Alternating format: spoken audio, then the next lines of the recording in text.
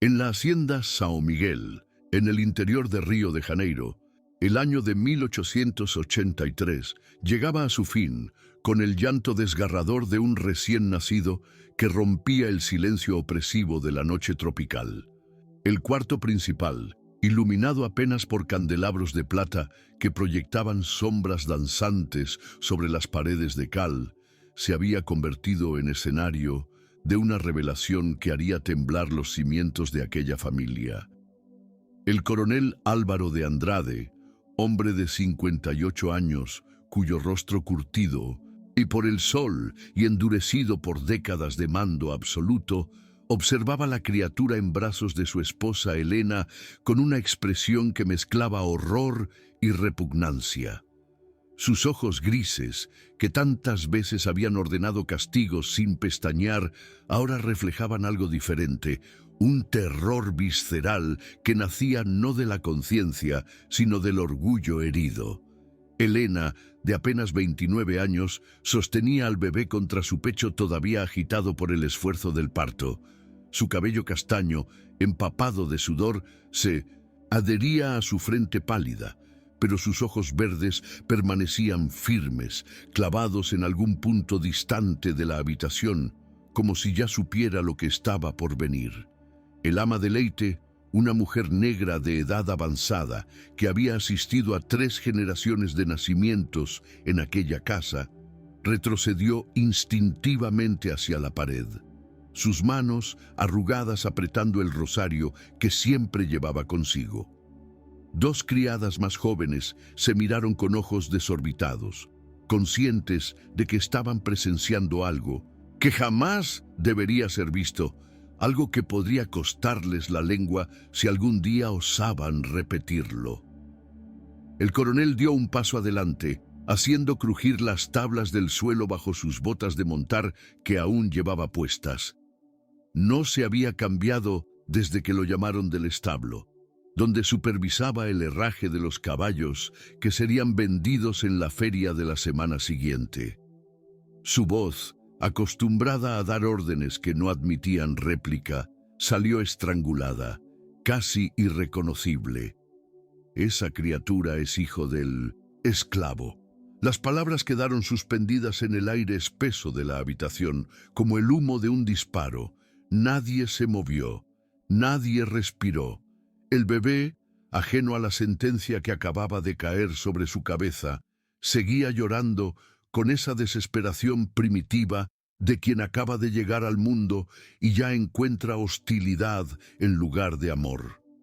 Si esta historia de secretos enterrados y venganzas silenciosas te ha atrapado desde el primer momento, te invitamos a seguir nuestro canal para no perderte ningún capítulo de estas crónicas prohibidas del Brasil colonial, donde la verdad siempre encuentra su camino, por más oscuro que sea.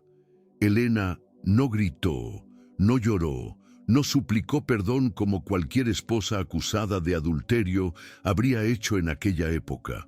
Simplemente ajustó al niño en sus brazos con una delicadeza que contrastaba brutalmente con la violencia de la acusación, y levantó el rostro para mirar directamente a su marido. Había algo en esa mirada, una calma antinatural que no concordaba con la gravedad del momento, como si ella hubiera estado esperando esta confrontación durante meses, quizás años. El coronel, embriagado por su propia indignación, no notó la advertencia en esos ojos verdes. Avanzó otro paso más, escupiendo las palabras con un veneno acumulado durante el embarazo entero.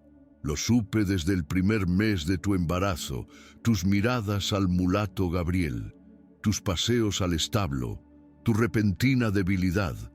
Me traicionaste con mi propio esclavo.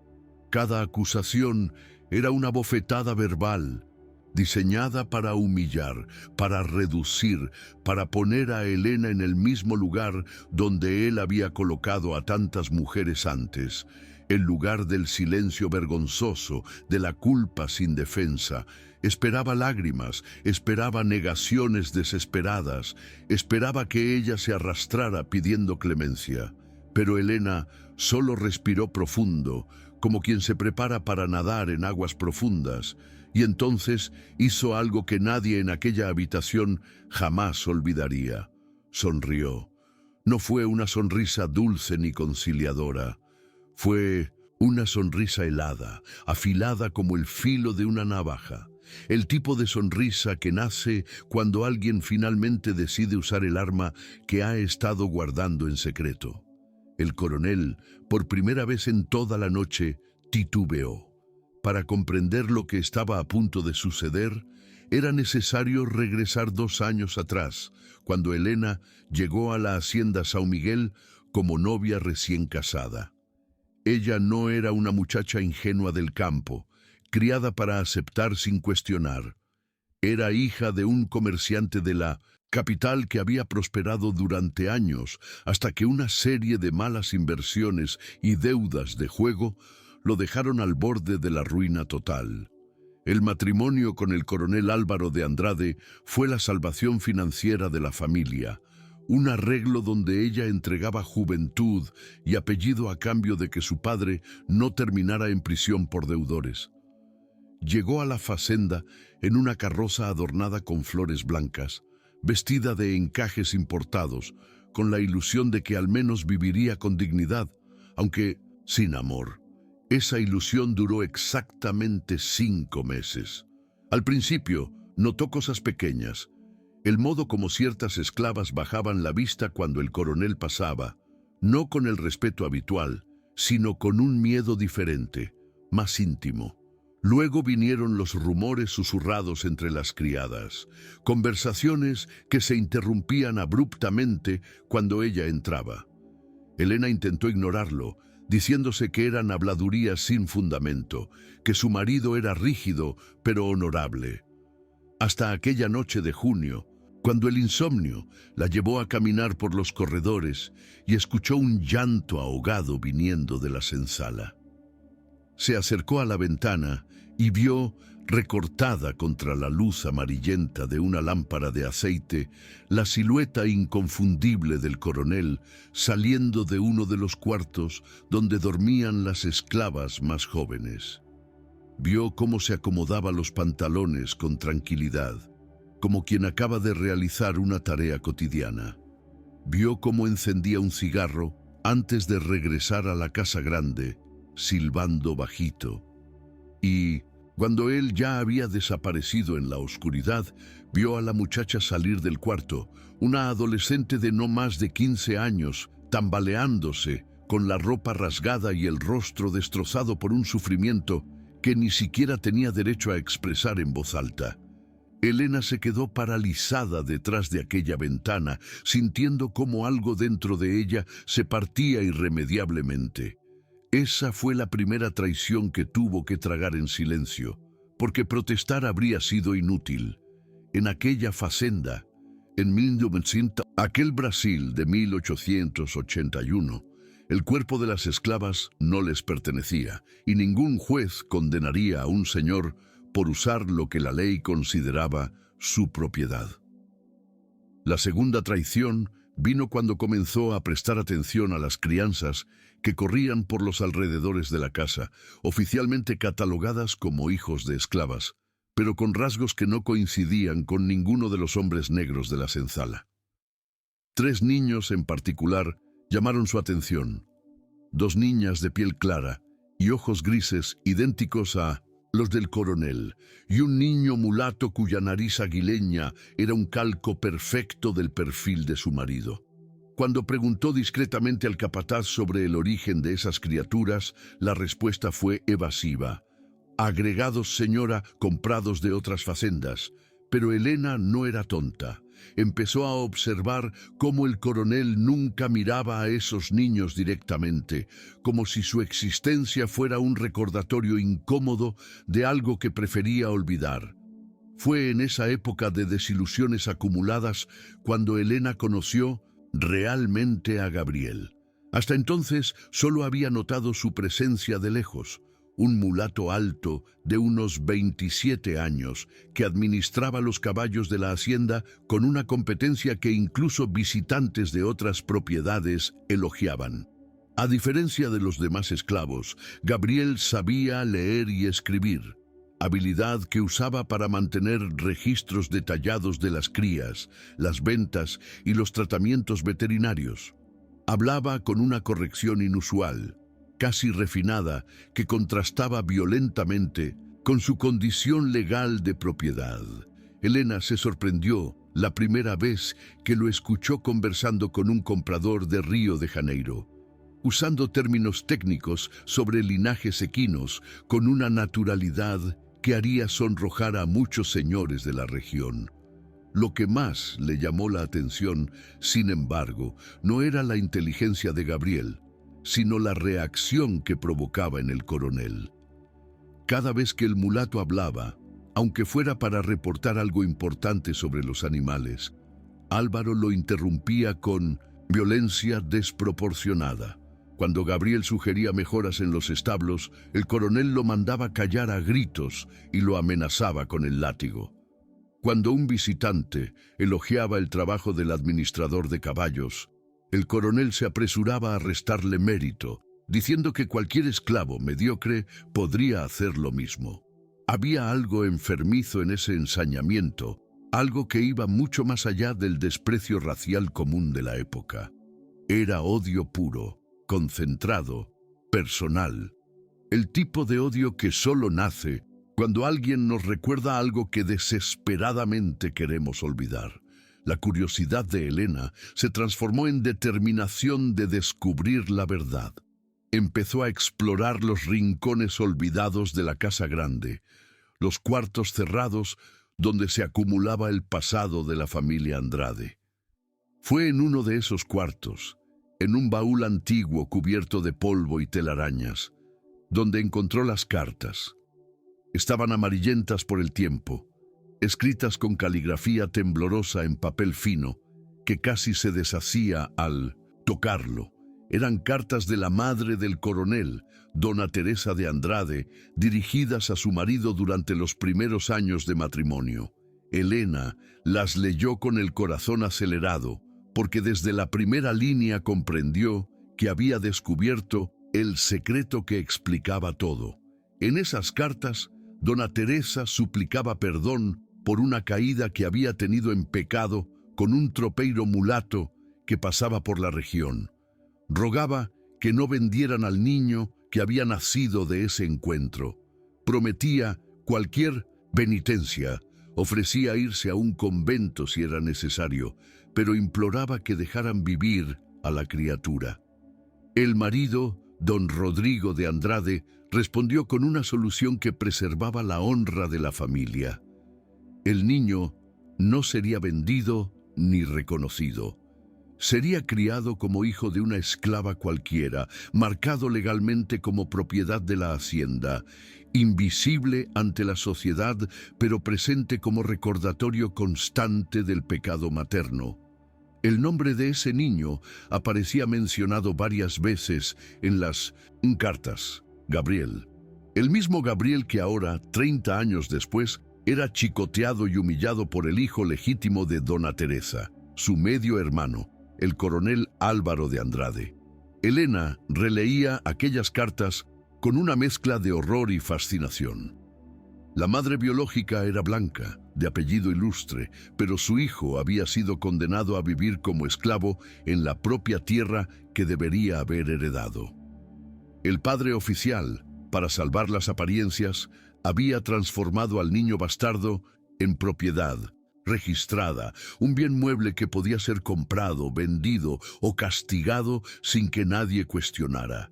Y el hijo legítimo, Álvaro, había crecido sabiendo la verdad, o al menos sospechándola, porque el parecido entre él y Gabriel era demasiado evidente para cualquiera que se molestara en mirar con atención. Los mismos pómulos altos, la misma línea de la mandíbula, la misma forma de las manos. El coronel pasaba la vida golpeando un espejo de sí mismo, intentando destruir la prueba viviente de que su sangre ilustre estaba mezclada con la misma sangre que él despreciaba. Aquella noche, después de descubrir las cartas, Elena no pudo dormir. Se quedó en la ventana de su habitación, observando las luces tenues de la senzala, pensando en Gabriel durmiendo allá abajo, en el suelo de tierra apisonada, mientras su medio hermano dormía en sábanas de lino importado. Pensó en todas las esclavas violadas por el coronel, en los niños bastardos esparcidos por la propiedad, en la hipocresía monumental de un hombre que condenaba en otros lo que su propia familia había hecho. Y en ese momento algo cambió dentro de ella. No fue amor a primera vista lo que sintió por Gabriel. No todavía. Fue algo más profundo y peligroso. Fue solidaridad. Fue reconocerse en alguien que también había sido tratado como propiedad, como instrumento, como pieza movible en un tablero donde otros decidían su destino. Los encuentros comenzaron de manera inocente. Elena empezó a visitar los establos con más frecuencia, preguntando sobre los caballos, interesándose genuinamente por el trabajo que Gabriel hacía. Él, al principio, respondía con la cautela de quien sabe que cualquier familiaridad con la señora de la casa podría costarle la vida. Pero Elena no era como las otras mujeres blancas que él había conocido. No lo trataba con condescendencia ni con ese falso cariño maternal que algunas señoras usaban para disfrazar su superioridad. Le hablaba como a un igual, le hacía preguntas que demostraban que realmente escuchaba sus respuestas, le pedía opinión sobre asuntos que iban más allá de los caballos. Poco a poco, Gabriel empezó a bajar la guardia. Fue durante una tarde de lluvia torrencial, cuando ambos quedaron refugiados en el establo, mientras afuera el cielo se desplomaba en cortinas grises, que Elena decidió arriesgarse. Sacó de entre los pliegues de su vestido una de las cartas amarillentas y se la extendió a Gabriel sin decir palabra. Él la miró confundido. Luego bajó los ojos al papel y comenzó a leer. Elena observó cómo su rostro se transformaba a medida que comprendía lo que estaba viendo. Primero incredulidad, después shock, finalmente una tristeza tan profunda que parecía emanar de algún lugar antiguo, de alguna herida que nunca había terminado de cicatrizar. Cuando acabó de leer, Gabriel levantó la vista y sus ojos se encontraron con los de Elena, y en ese momento ambos supieron que habían cruzado un umbral del que ya no habría retorno. ¿Sabías que muchos de los que nos acompañan en estas historias vienen de diferentes rincones del mundo hispanohablante? Nos encantaría saber desde qué país o ciudad nos estás escuchando en este momento. Déjanos un comentario contándonos de dónde eres. Así sabremos hasta dónde llegan estas crónicas prohibidas del pasado. Lo que comenzó como complicidad intelectual, como dos almas atrapadas reconociéndose mutuamente, se transformó inevitablemente en algo más. No fue una pasión arrebatada de telenovela, no fue un romance impulsivo, fue una decisión consciente, casi política, que Elena tomó cuando comprendió que su matrimonio era una farsa construida sobre violaciones sistemáticas y mentiras generacionales. Si el coronel consideraba que los cuerpos de las mujeres esclavizadas le pertenecían por derecho, si él había llenado la hacienda de hijos bastardos sin sentir ningún remordimiento, entonces ella también tenía derecho a elegir. No para vengarse por despecho, sino para reclamar la única parcela de autonomía que le quedaba, su propio cuerpo, su propia voluntad, su propia capacidad de decidir con quién compartir intimidad. Los encuentros entre Elena y Gabriel se volvieron más frecuentes, siempre cuidadosos, siempre medidos, porque ambos sabían que el precio del descubrimiento sería la muerte. No la muerte rápida de un disparo, sino algo peor. Para Gabriel, la tortura pública seguida de venta a los ingenios de azúcar del norte, donde los esclavos morían en meses por agotamiento. Para Elena, el encierro en un convento o un manicomio, declarada oficialmente loca, despojada de cualquier derecho legal. Sin embargo, El riesgo no los detuvo. Quizás porque ambos ya habían perdido tanto que la posibilidad de perder un poco más no les parecía tan terrible. O quizás porque en aquellos encuentros furtivos encontraban algo que ninguno había experimentado antes. La sensación de ser vistos como seres humanos completos, no como fragmentos funcionales al servicio de otros. Cuando Elena descubrió que estaba embarazada, supo inmediatamente que el niño era de Gabriel. Hacía más de 8 meses que el coronel no la tocaba, demasiado ocupado con sus visitas nocturnas a la senzala como para recordar que tenía esposa. Pero Elena también sabía contar, y sabía que si el embarazo llegaba a término, las fechas coincidirían lo suficientemente bien como para mantener la ambigüedad. Lo que no había previsto era que el bebé nacería con rasgos que ninguna ambigüedad podría ocultar. La piel más oscura que la de cualquier Andrade, el cabello con textura diferente, los labios más llenos, características que en aquel Brasil obsesionado con clasificaciones raciales delataban inmediatamente la mezcla de sangres. El coronel no era tonto. Había pasado los últimos meses del embarazo observando a Elena con suspicacia creciente, notando sus paseos al establo, sus conversaciones prolongadas con Gabriel, esa nueva luz en sus ojos que no tenía nada que ver con él.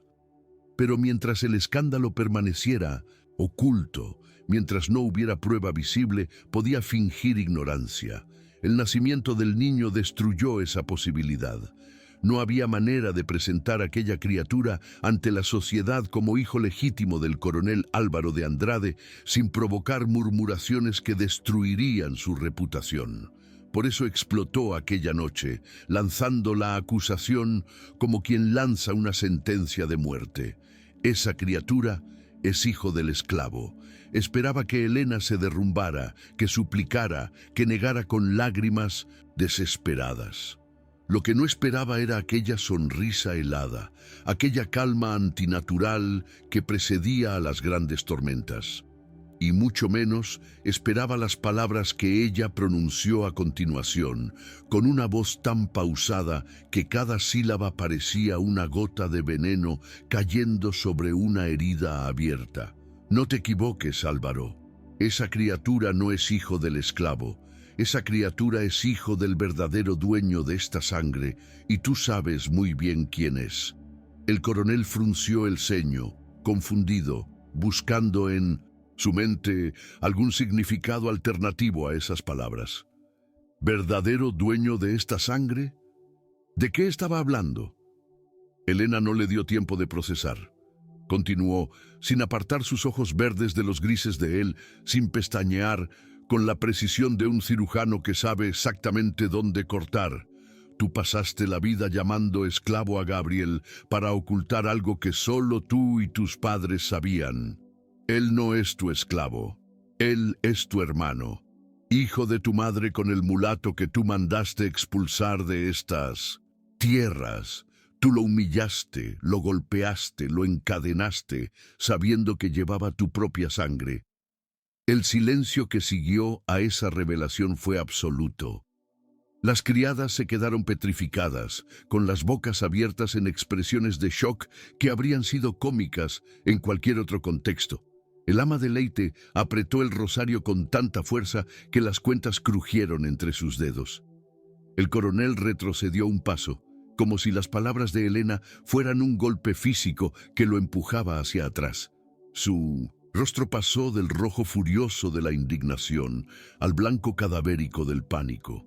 Los labios se movieron, intentando formar palabras, pero ningún sonido salió, porque en el fondo, en algún rincón oscuro de su conciencia, que siempre había evitado examinar, sabía que era verdad. Elena vio la confirmación en esos ojos que de repente no podían sostener su mirada. Apretó al bebé contra su pecho y lanzó el golpe final, las palabras que convertirían todo el poder del coronel en cenizas. Sí, yo me acosté con Gabriel, pero no me acosté con tu esclavo. Me acosté con el único hombre en esta hacienda que no es cobarde, el único que se negó a seguir separando familias, que se negó a violar mujeres como tú. Me acosté con tu hermano. Y este niño es hijo del hombre que debería haber sido el verdadero heredero de estas tierras, no tu bastardo legítimo, sino el hijo que tu madre fue obligada a negar. En ese momento, el eje de poder de la habitación se desplazó de manera tan violenta que todos, los presentes, lo sintieron físicamente. El coronel ya no era el marido ofendido, el señor absoluto cuya autoridad había sido desafiada. Se había convertido en algo mucho más frágil, el hijo de una adúltera, el hermano de un esclavo, el usurpador de una herencia que legalmente le pertenecía a otro, y el niño que lloraba en brazos de Helena ya no era simplemente el producto de una traición marital. Era la prueba viviente de que la sangre de los Andrade estaba irremediablemente mezclada con la sangre que ellos habían intentado borrar durante 3 décadas, la materialización de todos los secretos que la familia había enterrado bajo capas de violencia y silencio. El coronel intentó recuperar el control, aferrándose a la indignación como un náufrago se aferra a un tablón. Su voz salió estrangulada, casi irreconocible. «¡Mientes! Mi madre jamás». Pero las palabras se desintegraron antes de llegar a formar una frase completa, porque él mismo sabía que era inútil. Helena no estaba especulando ni inventando. Hablaba con la certeza de quien tiene pruebas, y esas pruebas aparecieron un segundo después, cuando ella metió la mano debajo de la almohada y sacó un mazo de papeles doblados, amarillentos por el tiempo, inconfundibles. Los colocó sobre la mesa de noche con un gesto casi casual, como quien muestra las cartas ganadoras en una partida de póker. «Aquí están las cartas. Las leí todas. Tu madre suplicando que no vendieran a Gabriel. Tu padre decidiendo marcarlo como esclavo para salvar el apellido. Tú sabías. Lo sabías cuando le diste el primer latigazo. Lo sabías cuando lo hiciste dormir en el suelo. Lo sabías cuando lo obligaste a llamarte señor. Cada acusación era un clavo más en el ataúd de la autoridad moral del coronel. Cada palabra desmontaba años de justificaciones y mentiras que él se había dicho a sí mismo para poder dormir por las noches. El coronel avanzó hacia la mesa con pasos vacilantes, como un hombre que camina hacia su propia ejecución. Sus manos temblaban tanto que apenas podía sujetar los papeles.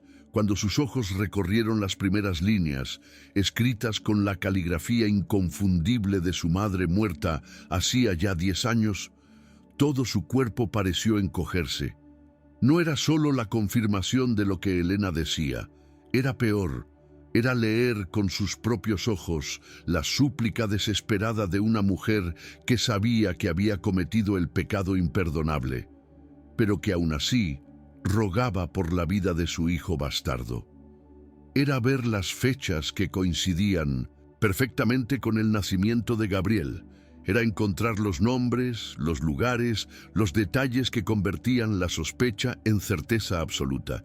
A medida que leía, su rostro se deformaba, no con rabia, sino con algo mucho más devastador, el colapso de la narrativa que había sostenido toda su vida. Porque el coronel Álvaro de Andrade había construido su identidad sobre la pureza de su linaje, sobre la superioridad incuestionable de su sangre europea, sobre el derecho natural de mandar que le otorgaba ser hijo legítimo de padres blancos y honorables.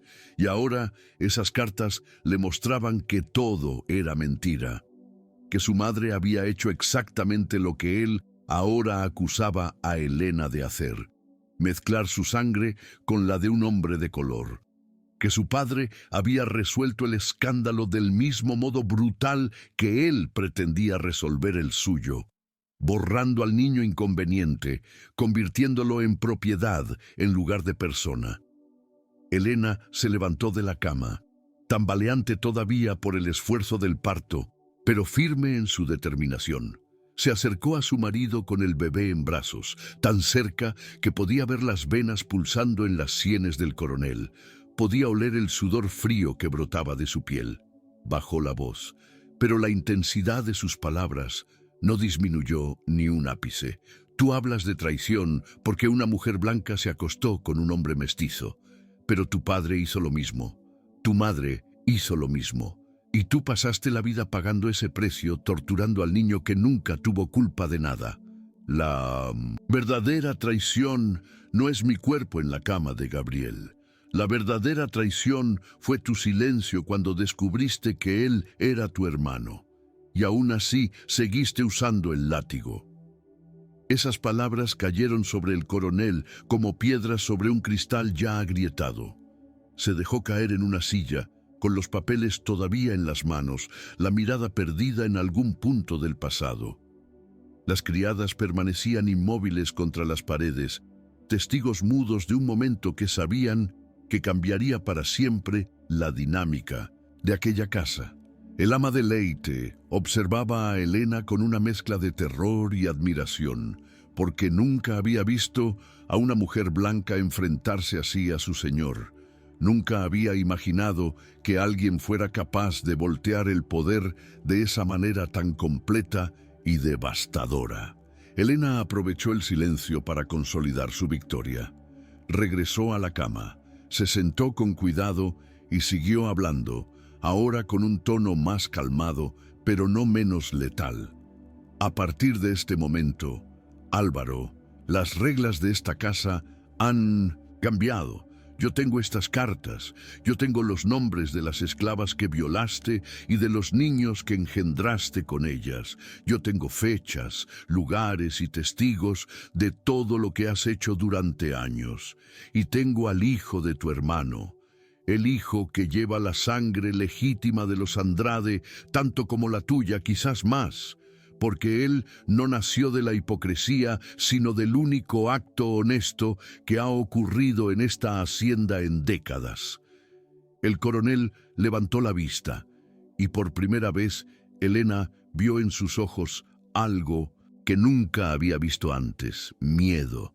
No el miedo físico de quien teme por su vida, sino el miedo social, político, el terror de un hombre cuyo poder depende enteramente de su reputación y que acaba de darse cuenta de que esa reputación está ahora en manos de la mujer que intentó humillar. Elena continuó, implacable.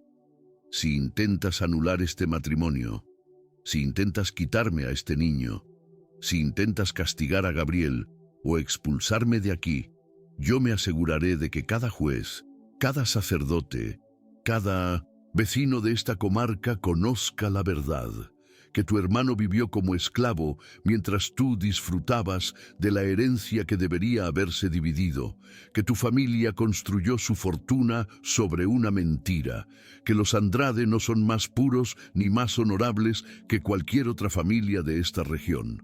Era una amenaza perfectamente calculada, porque Elena sabía que estaban en 1883, en los años finales de la esclavitud, cuando abolicionistas de las ciudades buscaban exactamente este tipo de historias para escandalizar a la opinión pública. Sabía que los periódicos de Río de Janeiro publicarían con deleite la historia de un coronel que había esclavizado a su propio hermano. Sabía que los movimientos antiesclavistas usarían el caso como ejemplo perfecto de la corrupción moral del sistema. Y sabía que el coronel, que había dedicado su vida entera a construir una imagen de señor respetable, preferiría 1000 veces tragar su orgullo antes que ver su nombre arrastrado por el barro en las páginas de los diarios. El coronel lo sabía también. Se pasó las manos por el rostro, respiró hondo varias veces, intentando recuperar algo de compostura. Cuando finalmente habló, su voz sonaba extrañamente apagada, despojada de toda la arrogancia habitual. ¿Qué quieres, Elena? ¿Qué es lo que esperas que haga? La pregunta era una rendición disfrazada, el reconocimiento de que el poder había cambiado de manos y que ahora él era quien tenía que negociar. Elena no sonrió, no se regodeó en su victoria. Simplemente respondió con la misma calma letal que había mantenido durante toda la conversación. Quiero que este niño sea criado en esta casa como tu hijo legítimo. Quiero que Gabriel sea liberado y que se le pague un salario justo por su trabajo. Y quiero que jamás vuelvas a tocar a una esclava sin su consentimiento. Esas son mis condiciones. Eran demandas imposibles para un hombre como el coronel, demandas que violaban todo lo que él consideraba su derecho natural. Pero también eran, y ambos lo sabían, la única manera de evitar un escándalo que lo destruiría socialmente. El coronel miró al bebé que seguía llorando en brazos de Elena. Ese niño de piel más oscura que representaba todo lo que él despreciaba y temía. Luego miró las cartas amarillentas sobre la mesa, la prueba de que su familia había hecho exactamente lo mismo que ahora él condenaba. Y finalmente miró a Elena, a esa mujer de 29 años que había llegado a su casa como una novia sumisa y que ahora se revelaba como el adversario más formidable que había enfrentado en su vida. No respondió esa noche, simplemente se levantó de la silla, salió de la habitación con pasos pesados y se encerró en su despacho, donde permaneció bebiendo aguardiente hasta el amanecer. Las criadas, liberadas finalmente del peso de esa tensión insoportable, corrieron a ocuparse del bebé y de Elena, susurrando entre ellas con ojos desorbitados sobre lo que acababan de presenciar.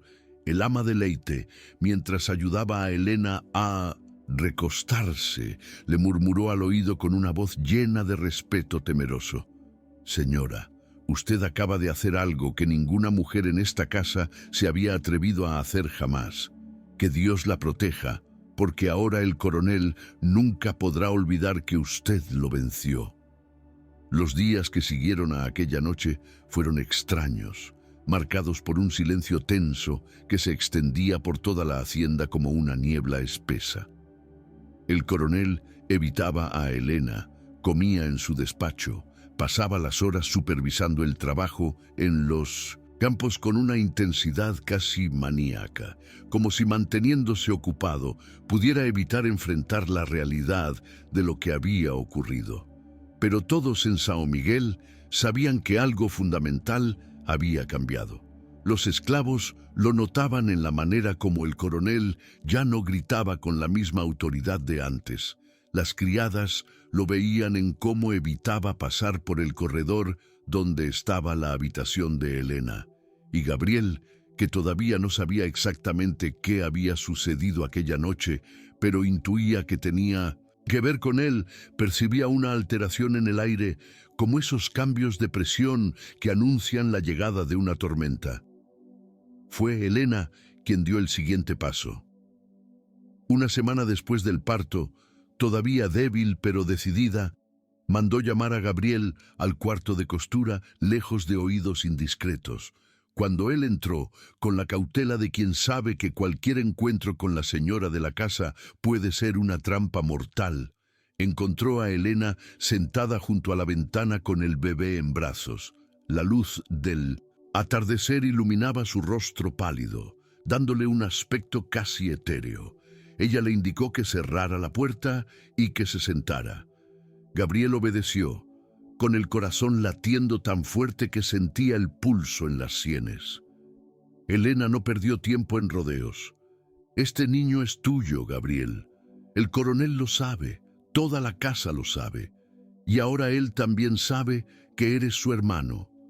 Gabriel sintió que el suelo se abría bajo sus pies. Había pasado 27 años de su vida sintiéndose diferente de los otros esclavos, sin saber por qué el coronel lo odiaba con una intensidad tan personal, sin entender por qué su propia madre, antes de morir cuando él tenía apenas 5 años, lo miraba siempre con esos ojos llenos de tristeza y culpa. Ahora, en un instante, todas las piezas encajaron. El parecido físico que todos notaban pero nadie comentaba.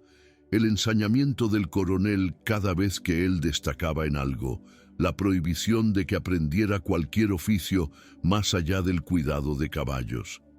No era odio racial, genérico, era odio fratricida, el odio del hijo legítimo hacia el bastardo que le recordaba la imperfección de su linaje. Elena le contó todo, las cartas, la confrontación, las amenazas que había lanzado al coronel. Le explicó que ahora estaban en una posición de poder precario pero real, que el coronel no podía destruirlos sin destruirse a sí mismo, pero que tampoco podían bajar la guardia ni por un momento. Gabriel escuchaba con una expresión que oscilaba entre el asombro y el dolor, porque descubrir que era hermano del hombre que lo había torturado durante años no era exactamente una liberación, era casi peor. Significaba que todo ese sufrimiento había sido innecesario, que podría haber tenido una vida completamente diferente si hubiera nacido del lado correcto de una línea invisible. Cuando Elena terminó de hablar, Gabriel se acercó a ella y miró al bebé por primera vez con plena conciencia de que era su hijo.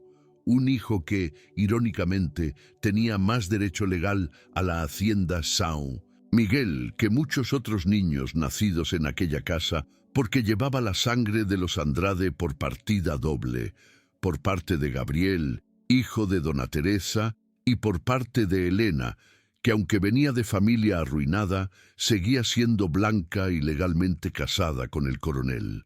El niño era, en cierto sentido, más legítimo que los hijos bastardos que el coronel había esparcido por la propiedad, porque al menos él había sido concebido en una relación entre dos personas que se habían elegido mutuamente, no en violaciones nocturnas. Elena vio la emoción cruzar el rostro de Gabriel y supo que había tomado la decisión correcta al arriesgarlo todo. No se arrepentía de nada, ni del adulterio, ni de la confrontación, ni de haber expuesto secretos que habían permanecido enterrados durante décadas. Porque al final, como le dijo a Gabriel esa tarde, mientras el sol se ponía sobre los campos de caña, la verdadera traición nunca había sido el amor entre ellos. La verdadera traición había sido un sistema entero que convertía a personas en propiedades, que separaba hermanos por el color de piel, que permitía a hombres como el coronel violar mujeres con total impunidad, mientras condenaban a muerte a cualquier mujer que osara elegir su propio destino. En las semanas siguientes, el coronel cumplió las demandas de Elena, pero lo hizo con una amargura que envenenaba cada gesto. Ordenó que se prepararan los papeles de manumisión para Gabriel, firmándolos con tanta rabia que la pluma casi atravesó el papel. Estableció un salario mensual para el trabajo en los establos, pagando con monedas que arrojaba sobre la mesa como si fueran basura. Y permitió que el bebé fuera bautizado con el apellido Andrade, aunque se negó a asistir a la ceremonia, alegando una súbita enfermedad que todos sabían que era mentira. Lo hacía todo, pero de una manera que dejaba claro que no era por bondad ni por arrepentimiento, sino porque no tenía otra opción. La tensión en la casa se volvió casi insoportable. El coronel y Elena vivían bajo el mismo techo, pero como extraños enemigos, cruzándose en los corredores sin dirigirse la palabra, comiendo en horarios diferentes, existiendo en órbitas paralelas que apenas se tocaban. Él seguía siendo el señor de la hacienda en todo lo relacionado con la producción y los negocios, pero había perdido el control absoluto sobre su propia casa, sobre su propia familia. Y esa pérdida lo consumía lentamente, transformándolo en una versión más amarga y retraída de sí mismo. Los vecinos empezaron a notar el cambio, a comentar en voz baja que el coronel Álvaro parecía haber envejecido 10 años en un mes. Gabriel, por su parte, vivía su nueva libertad con una mezcla de alivio y terror. Ya no dormía en las ensalas, sino en un cuarto pequeño cerca de los establos. Ya no recibía latigazos ni humillaciones públicas. Podía comer mejor y vestir ropas que él mismo compraba con su salario. Pero también sabía que esa libertad era frágil, que dependía enteramente de que Elena mantuviera su poder sobre el coronel, que un cambio en el equilibrio de fuerzas podría devolverlo instantáneamente a la condición de esclavo o algo peor. Vivía con una mano siempre cerca del cuchillo que ahora llevaba en el cinturón, sabiendo que si el coronel decidía que ya no le importaban las consecuencias sociales, él sería el primero en pagar el precio. Pero había algo que ninguno de los tres protagonistas de aquel drama había previsto: que los secretos, una vez expuestos, tienen vida propia, que las criadas susurran, que los esclavos se pasan información en la oscuridad, que los visitantes notan detalles extraños y hacen preguntas incómodas. Poco a poco, fragmentos de la verdad empezaron a filtrarse más allá de los límites de la hacienda São Miguel. No la historia completa, pero sí retazos suficientes para que empezaran a circular rumores en la región. Que el hijo recién nacido del coronel tenía un aspecto extraño, que había liberado súbitamente a su mejor esclavo sin motivo aparente, que su esposa había cambiado de ser una señora sumisa a comportarse con una autoridad que no le correspondía. Los rumores llegaron a oídos del párroco de la parroquia más cercana, un hombre anciano llamado Padre Augusto, que llevaba 30 años administrando sacramentos en aquella región y que conocía los secretos de todas las familias importantes. Cuando escuchó las habladurías sobre el coronel Andrade, su primer instinto fue descartarlas como chismes sin fundamento.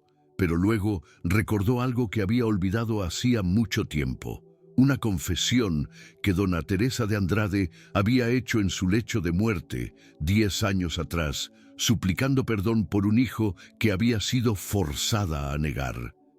El padre Augusto nunca había conectado aquella confesión con Gabriel, pero ahora las piezas empezaban a encajar de manera inquietante. Decidió visitar la hacienda São Miguel con la excusa de bendecir al recién nacido, aunque el verdadero motivo era observar con sus propios ojos qué estaba ocurriendo en aquella casa. Llegó una tarde de diciembre, cuando el calor era tan intenso que hasta las cigarras parecían haberse rendido al silencio. Fue recibido por el coronel con una cordialidad tensa, forzada, completamente diferente de la hospitalidad expansiva que solía caracterizar a Álvaro de Andrade. Durante el almuerzo, el padre notó cómo el coronel y Elena se comportaban como dos diplomáticos enemigos obligados a compartir mesa, hablando solo cuando era estrictamente necesario, evitando mirarse directamente. Cuando Elena trajo al bebé para la bendición, el padre Augusto vio lo que todos los visitantes veían: un niño de rasgos que no coincidían exactamente con ninguno de los dos padres oficiales, una mezcla que sugería la presencia de una tercera herencia. Bendijo al niño con las palabras rituales, pero su mente trabajaba a toda velocidad, recordando la confesión de Dona Teresa, observando la tensión en el rostro del coronel, notando la firmeza extraña en la postura de Elena. Después de la ceremonia, pidió hablar a solas con el coronel, y fue en ese momento cuando Álvaro de Andrade cometió el error que sellaría su destino. Creyendo que podía confiar en el sacerdote, creyendo que el secreto de confesión lo protegería, el coronel le contó todo. Le habló de la traición de Elena, del hijo bastardo, de las cartas que ella había encontrado, de cómo estaba siendo chantajeado en su propia casa. Esperaba comprensión, quizás incluso apoyo para encontrar una manera de anular el matrimonio o encerrar a Elena en algún convento lejano. Pero el padre Augusto, después de escuchar en silencio, respondió con palabras que el coronel jamás habría imaginado: «Hijo mío, La traición de la que hablas no comenzó con tu esposa. Comenzó con tu padre cuando marcó a tu hermano como esclavo. Continuó contigo cuando alzaste el látigo sabiendo quién era él. Lo que Elena hizo fue pecado, sí, pero el pecado mayor es el que tú has estado cometiendo durante 27 años. El coronel se quedó mudo de incredulidad. Había acudido al sacerdote esperando condena para Elena y encontraba condena para sí mismo. El padre Augusto continuó, con la voz firme de quien ha visto demasiado sufrimiento como para seguir guardando silencio. Si expones a tu esposa, tendrás que exponer también la verdad sobre Gabriel. Y si esa verdad sale a la luz, no serás tú quien decida cómo se cuenta la historia.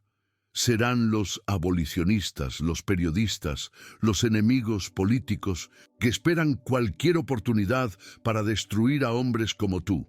Tu mejor opción, la única que te queda con algo de dignidad, es aceptar lo que tu esposa te está ofreciendo, silencio a cambio de paz. Fue un golpe devastador para el coronel, porque venía de la única autoridad que todavía respetaba, la Iglesia. Si ni siquiera el sacerdote estaba de su lado, si hasta el representante de Dios le decía que había pecado más gravemente que su esposa adúltera, entonces verdaderamente había perdido y toda base moral para su indignación. El padre Augusto se marchó esa tarde, dejando al coronel sumido en una crisis existencial de la que nunca se recuperaría completamente. Había pasado toda su vida creyendo que el orden natural del mundo lo colocaba en la cima, que sus acciones estaban justificadas por su posición, y ahora descubría que incluso la Iglesia consideraba que había cruzado líneas imperdonables. Mientras tanto, Elena consolidaba su posición de maneras más sutiles, pero no menos efectivas. Empezó a administrar partes de la hacienda que tradicionalmente eran dominio exclusivo del coronel. La compra de provisiones, el trato con comerciantes, incluso algunas decisiones sobre la distribución de tareas entre los esclavos.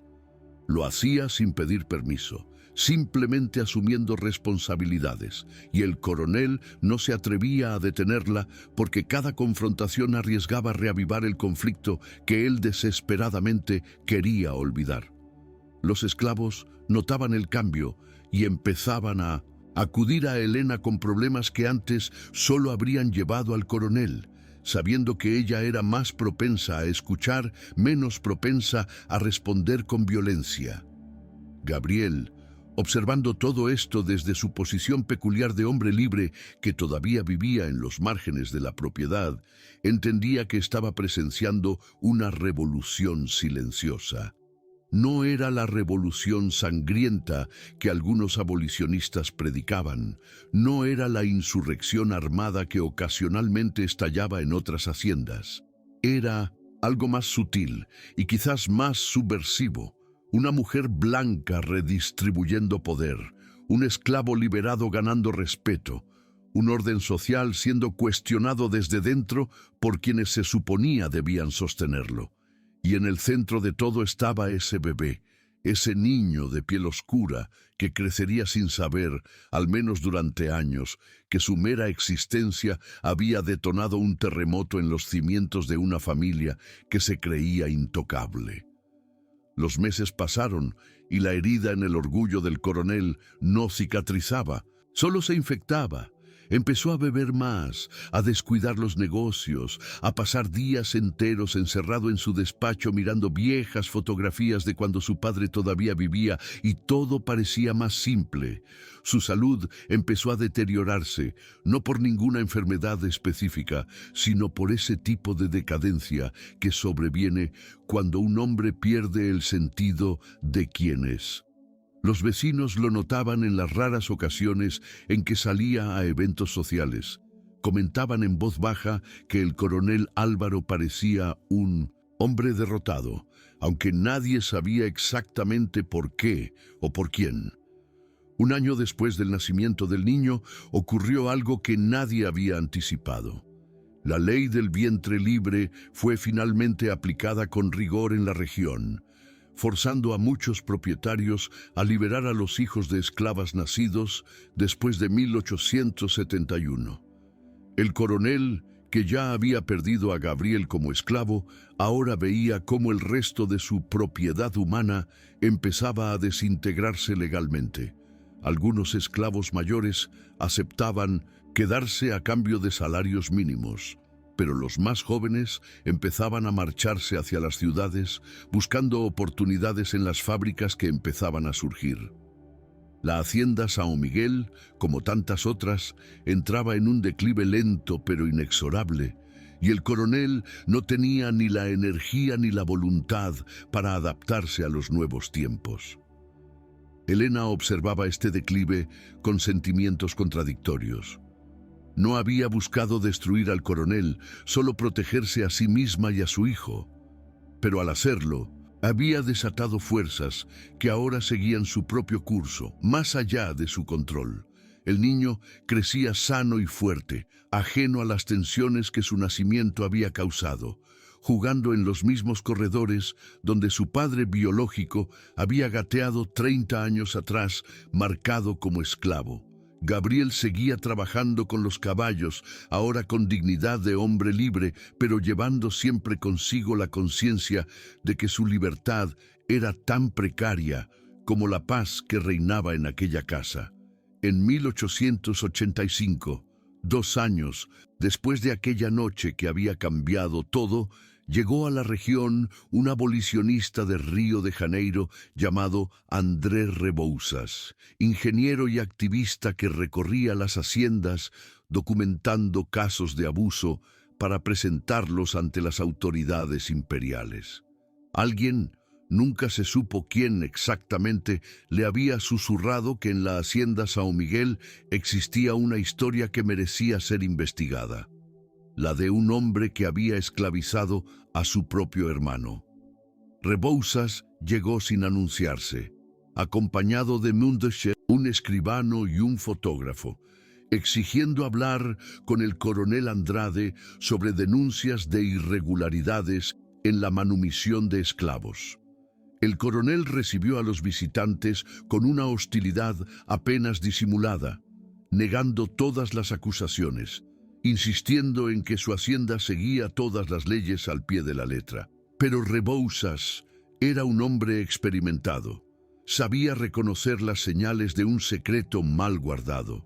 Pidió ver los registros de nacimientos y ventas de esclavos, los papeles de manumisión recientes, las cuentas de salarios pagados. Y mientras el coronel buscaba torpemente los documentos, intentando ganar tiempo, Elena tomó una decisión que cambiaría el curso de los acontecimientos. Se acercó a Rebouças y, en voz lo suficientemente alta como para que su marido la escuchara, dijo: «Señor Rebouças, si verdaderamente desea conocer las irregularidades de esta hacienda, hay algo que debería saber sobre el hombre que fue liberado hace 2 años».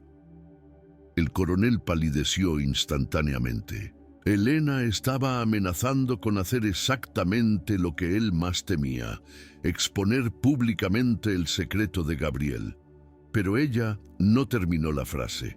Simplemente sostuvo la mirada de Rebouças el tiempo suficiente para que el abolicionista entendiera que había información disponible, y luego agregó con una sonrisa fría: «Aunque estoy segura de que mi esposo estará encantado de explicarle personalmente todas las circunstancias de esa liberación».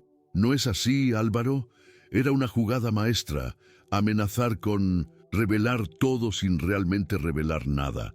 Recordarle al coronel que su secreto seguía en manos de ella, que un solo error de su parte podría hacer que todo se derrumbara.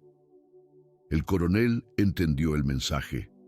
Con manos temblorosas, entregó a Rebouças todos los documentos que pedía, mostró los papeles de manumisión de Gabriel que estaban en perfecto orden legal. Incluso ofreció un tour por la hacienda para demostrar que trataba bien a sus trabajadores. Rebouças, aunque claramente sospechaba que había más en aquella historia de lo que le estaban contando, no pudo encontrar ninguna irregularidad formal que justificara una denuncia oficial. Se marchó prometiendo que volvería, dejando al coronel en un estado de agitación nerviosa que duró semanas. Esa noche, Álvaro de Andrade comprendió con absoluta claridad que jamás estaría libre de la espada que Elena mantenía suspendida sobre su cabeza. Fue después de ese incidente que el coronel finalmente aceptó su derrota de manera definitiva. Convocó a Elena a su despacho y por primera vez en 2 años mantuvieron una conversación real. No fue una conversación llena de disculpas o reconciliación, nada de eso. Fue una negociación fría entre 2 adversarios que reconocían el estancamiento. El coronel propuso un arreglo. Él dejaría de interferir en cómo Elena manejaba la casa y la crianza del niño. Incluso le daría control sobre parte de las finanzas domésticas, a cambio de que ella jurara no revelar jamás el secreto de Gabriel a nadie fuera de la hacienda. Elena escuchó la propuesta, tomó su tiempo para considerar y finalmente aceptó, pero añadió una condición más, que cuando el niño tuviera edad suficiente, sería enviado a estudiar en Río de Janeiro, lejos de los prejuicios de la región. El coronel aceptó, porque a esas alturas ya no le quedaban fuerzas para seguir luchando. La firma de ese acuerdo tácito marcó el inicio de una convivencia extraña pero funcional. Vivían bajo el mismo techo como socios en un negocio complicado, cada uno manejando su esfera de influencia, cruzándose ocasionalmente con cortesía glacial, pero sin hostilidad abierta. Para los observadores externos, parecían un matrimonio que había superado alguna crisis y encontrado una nueva forma de estabilidad.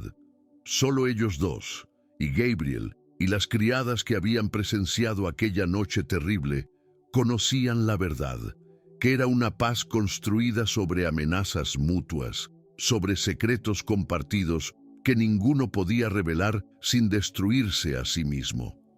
Gabriel, mientras tanto, encontraba su propio camino. Con el dinero que ganaba como administrador de caballos, empezó a comprar pequeñas parcelas de tierra en las afueras de la propiedad. Nada grande, solo lo suficiente para cultivar un poco de maíz y criar algunos animales.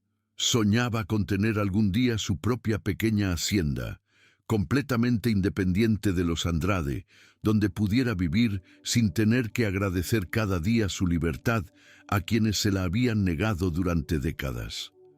Visitaba a su hijo regularmente, siempre con discreción, siempre bajo la ficción de que era simplemente el antiguo esclavo que venía a reportar sobre los caballos. El niño lo conocía como el señor Gabriel y no entendería, hasta muchos años después, quién era realmente ese hombre de ojos tristes que a veces lo miraba con una intensidad inexplicable. Los años siguientes trajeron cambios inevitables. En 1888 llegó la abolición definitiva de la esclavitud con la Ley Áurea, y la hacienda São Miguel perdió el último vestigio del sistema que la había sostenido durante generaciones. Muchos de los antiguos esclavos se marcharon inmediatamente, algunos permanecieron como trabajadores asalariados, pero la dinámica económica de la región cambió irreversiblemente. El coronel, que para entonces tenía 63 años y una salud cada vez más frágil, observaba el fin de su mundo sin sorpresa ni indignación, solo con una especie de cansancio resignado. Ya había perdido su batalla personal años atrás. La abolición nacional era simplemente la confirmación oficial de una derrota que había comenzado la noche en que Elena reveló su secreto. Elena, por el contrario, se adaptaba a los nuevos tiempos con una facilidad que sorprendía incluso a quienes la conocían bien. Empezó a contratar trabajadores libres para la hacienda, a implementar mejoras que el coronel nunca había considerado necesarias, a establecer relaciones comerciales con nuevos compradores en las ciudades. Descubrió que tenía talento para los negocios, que su mente educada podía aplicarse a mucho más que bordar y tocar piano. Bajo su administración parcial, São Miguel no prosperó espectacularmente, pero tampoco se hundió como muchas otras haciendas de la región que no lograron sobrevivir sin trabajo esclavo. El niño, al que habían bautizado como Eduardo Andrade, crecía ajeno a la complejidad de su origen. Era un niño vivaz e inteligente, con la curiosidad de Helena y la determinación silenciosa de Gabriel. Cuando cumplió 7 años, tal como se había acordado, fue enviado a un colegio en Río de Janeiro, donde su piel, ligeramente más oscura, pasaba desapercibida en una ciudad mucho más mezclada que el interior rural.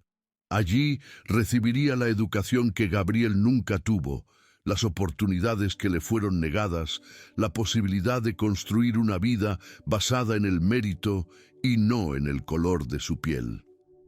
Era, a su manera, la venganza más perfecta de Helena. Convertir al hijo de un esclavo en un hombre educado, respetable, indistinguible de cualquier otro miembro de la clase propietaria.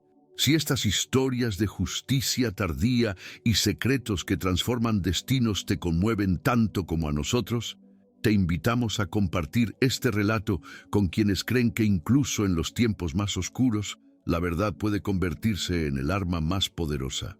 Compartir estas crónicas es mantener viva la memoria de quienes lucharon por dignidad cuando todo el sistema estaba diseñado para negársela. El coronel Álvaro de Andrade murió en 1892, a los 167 años, de una fiebre que los médicos no supieron diagnosticar correctamente, pero que todos los que lo conocían sabían que era, en realidad, el resultado de años de amargura acumulada.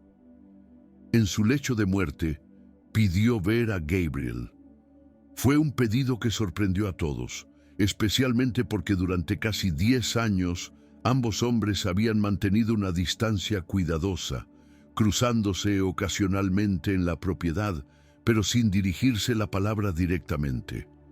Gabriel acudió al llamado con aprensión, sin saber qué esperar de un hombre que lo había torturado durante la mayor parte de su vida y que ahora yacía moribundo en la misma cama donde había nacido.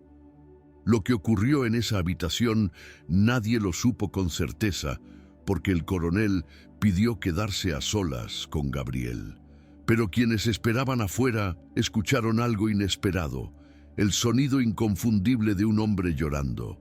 Cuando Gabriel salió 20 minutos después, tenía los ojos enrojecidos y llevaba en las manos un sobre lacrado. Nunca reveló qué le había dicho el coronel en esos últimos momentos, si hubo disculpa o simplemente reconocimiento, si hubo arrepentimiento o solo una confesión final de un hombre que sabía que se llevaba sus pecados a la tumba.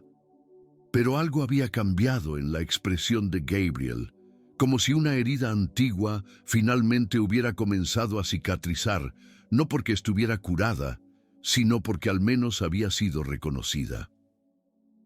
El coronel murió esa misma noche.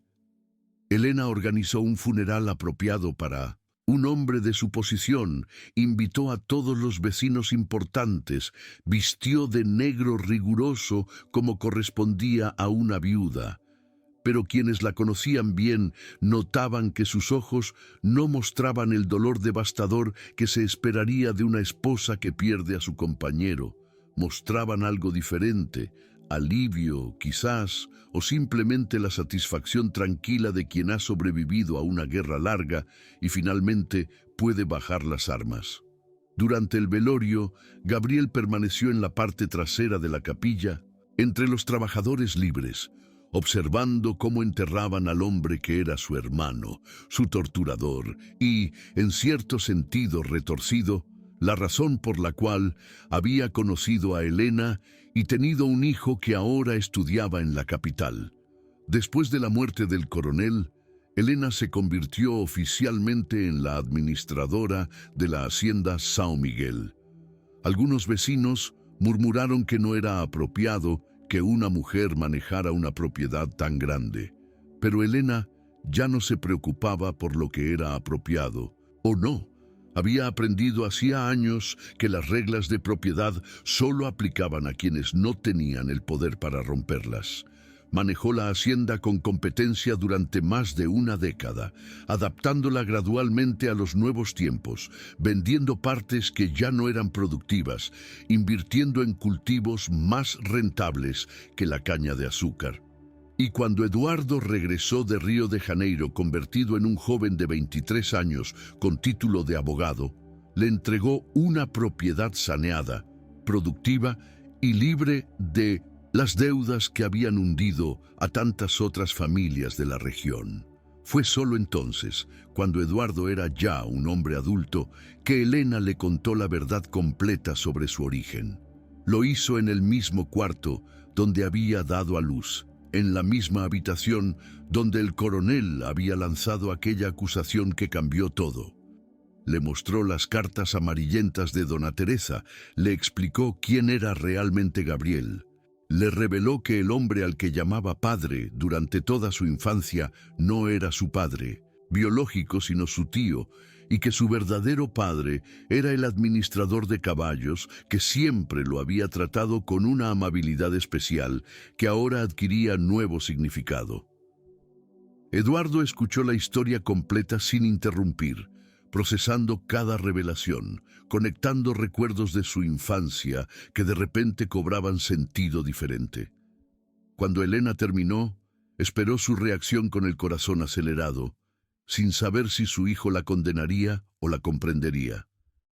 Eduardo permaneció en silencio durante largos minutos, mirando por la ventana hacia los establos donde Gabriel seguía trabajando a pesar de tener ya 52 años. Finalmente habló, y lo que dijo sorprendió a Elena por su madurez. «Madre, tú hiciste lo único que podías hacer en un mundo que no te daba opciones. No te juzgo. Solo lamento que haya costado tanto sufrimiento llegar hasta aquí».